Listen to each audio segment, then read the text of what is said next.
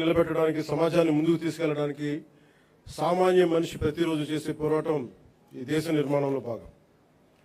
ప్రధానమంత్రి గారి శ్రీ నరేంద్ర మోదీ గారి వికసిత్ భారత్ 2047 సంకల్పంలో ఆంధ్రప్రదేశ్ తన వంతు బలమైన పాత్రని పోషిస్తుంది. కేంద్ర రాష్ట్ర ప్రభుత్వాల సమన్వయంతో రాష్ట్ర అభివృద్ధి పదంలో వేగంగా ముందుకు సాగుతా ఉంది. కేంద్రం అందిస్తున్న మౌలిక వసతులు, పెట్టుబడులు, సాంకేతికత, జాతీయ స్థాయి పథకాలకు రాష్ట్ర ప్రభుత్వం తన పరిపాలనా సామర్థ్యాన్ని జోడించి వాటి ఫలాలు ప్రజలకు చేరేలా సర్వశక్తులు ఒడ్డి పనిచేస్తా ఉంది. ఇటీవల కేంద్రం రాష్ట్రాలకు ముందస్తుగా పన్ను వాటా నిధులు విడుదల చేయగా ఆంధ్రప్రదేశ్కి 4,597 కోట్లు అందాయి.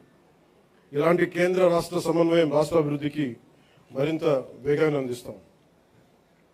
అదేవిధంగా స్వాతంత్ర్యం వచ్చి ఇన్నేళ్లు గడిచినా రహదారి సౌకర్యానికి నోచుకొని గిరిజన గ్రామాలకు తొలిసారిగా రహదారి సౌకర్యం కల్పించాలనే లక్ష్యంతో డోలీ రహిత గిరిజన గ్రామాల కోసం అడవి తల్లి బాట కార్యక్రమం కింద 2,078 కోట్లతోటి 2,310 కిలోమీటర్ల రహదారుల నిర్మాణం చేపట్టాం.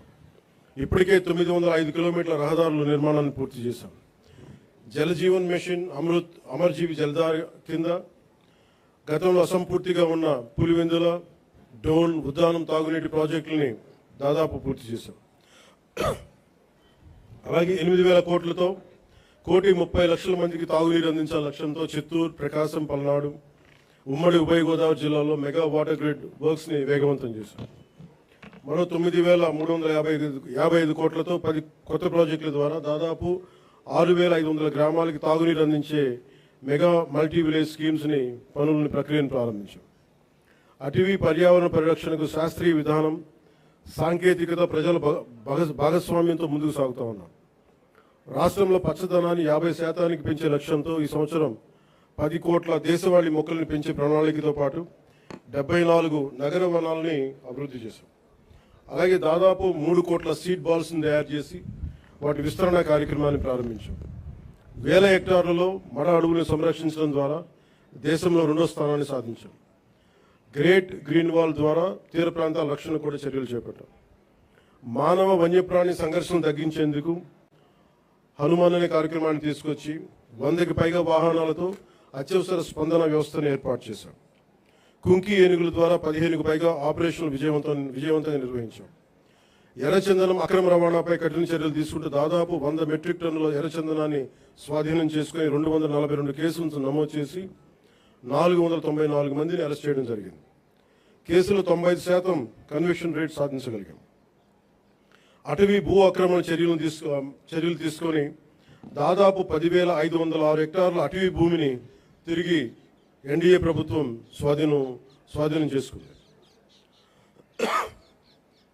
రైతు సంక్షేమానికి ప్రాధాన్యత ఇస్తూ పీఎం కిసాన్, అన్నదాత సుఖీభవ పథకాల ద్వారా సుమారు 47 లక్షల రైతు కుటుంబాలకు ఏడాది 3,125 కోట్లతోటి ఒక్కొక్క రైతు కుటుంబానికి 20,000 సాగు సాయం అందిస్తా ఉన్నాం.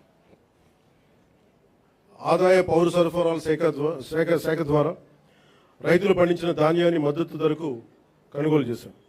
గత ఖరీఫ్ సీజన్లో 1.82 కోటి 82 లక్షల మంది రైతుల నుంచి 48.70 లక్షల మెట్రిక్ టన్నుల ధాన్యాన్ని కొనుగోలు చేశాం. కొనుగోలు చేసిన ధాన్యానికి సంబంధించిన 11,556 కోట్లని 48 గంటల్లోనే రైతుల ఖాతాల్లో జమ చేయిస్తాం.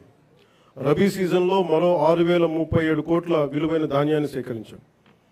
గతంలో అగ్రికల్చర్ మార్కెటింగ్ కమిటీల ద్వారా రైతుల నుంచి సెస్ వసూలు చేసిన ఆ నిధుల్ని చాలా అవసరమైన డొంక రోడ్ల నిర్మాణానికి గత ప్రభుత్వం వినియోగించలేదు. కానీ కూటమి ప్రభుత్వం వీబీ జీరాంజీ పథకం ద్వారా 10,000 కిలోమీటర్ల డొంక రోడ్ల నిర్మాణానికి శ్రీకారం చుట్టబోతా ఉంది. అలాగే నేతన్న భరోసా ద్వారా చేనేత కార్మికులకు, మత్స్యకార సేవల పథకం ద్వారా పథకాల ద్వారా మత్స్యకారులకు అండగా నిలుస్తున్నాం. సంక్షేమం ద్వారా ప్రజలకు ఈరోజు భరోసా కల్పిస్తున్నాం. అభివృద్ధి ద్వారా రేపటి అవకాశాలు నిర్మిస్తా ఉన్నాం.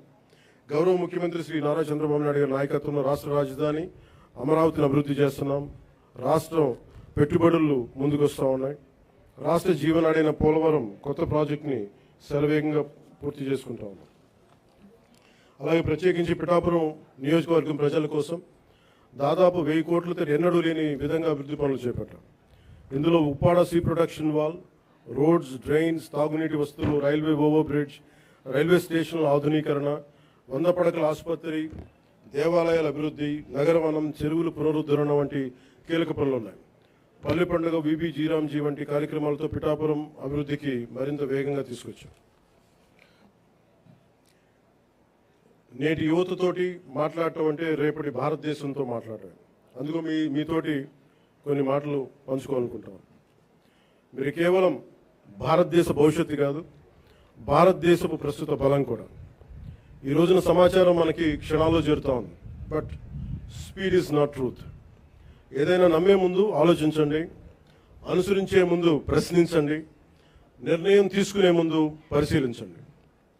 మన రాజ్యాంగ ప్రాథమిక విధుల్లో article 51 clause A sub clause H కూడా ప్రతి పౌరుడు శాస్త్రీయ మానవతా పరిశీలన సంస్కరణ దృక్పథాలను, scientific temper, humanism, enquiry and reforms పెంపొందించుకోవాలని చాటి చెప్తూ ఉంటుంది. మనందరికీ మన అభిప్రాయాన్ని స్వేచ్ఛగా వ్యక్తం చేసే హక్కు ఉంది. అది మన ప్రజాస్వామ్యానికి చాలా గొప్ప బలం. కానీ ఆ స్వేచ్ఛని ఇతరులను దూషించడానికి, తప్పుడు సమాచారం వ్యాప్తి చేయడానికి ఉపయోగించకూడదు. Before sharing, verify data. Before criticizing, know the facts. Before abusing, remember your responsibility. బలమైన ప్రజాస్వామ్యానికి మనకు కావాల్సింది బ్లైండ్ ఫాలోవర్స్ కాదు, ఇన్ఫార్మ్డ్ సిటిజన్స్ చాలా అవసరం. మీ చేతుల్లో మొబైల్ ఉంది, టెక్నాలజీ ఉంది, ఇన్ఫర్మేషన్ ఉంది, ఓటు ఉంది, టాలెంట్ ఉంది. కానీ అన్నిటికంటే ముఖ్యంగా మీ చేతిలో మీ భవిష్యత్తు ఉంది, దేశ భవిష్యత్తు ఉంది. ప్రతి తరం తన కాలానికి ఒక బాధ్యతని మోస్తుంది. స్వాతంత్ర ఉద్యమంలో ఒక భగత్ సింగ్, చంద్రశేఖర్ ఆజాద్, నేతాజీ వంటి యువకుల స్ఫూర్తితోటి ఆ రోజున దేశం కోసం త్యాగాలు చేశారు. స్వాతంత్రం వచ్చిన తర్వాత తరాలు దేశ నిర్మాణానికి పునాదులు వేశాయి. ఇప్పుడు ఆ జాతీయ నిర్మాణపు జ్యోతిని ముందుకు తీసుకువెళ్లాల్సిన అవసరం మన యువతది.